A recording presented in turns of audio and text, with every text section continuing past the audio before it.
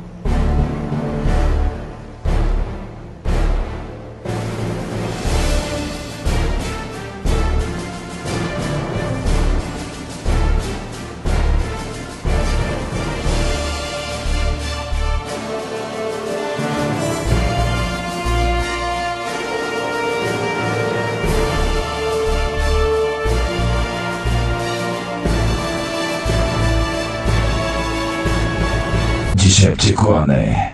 Здесь, на Земле. Двигай к месту крушения. Похоже на то, что приближаются еще. Вот они!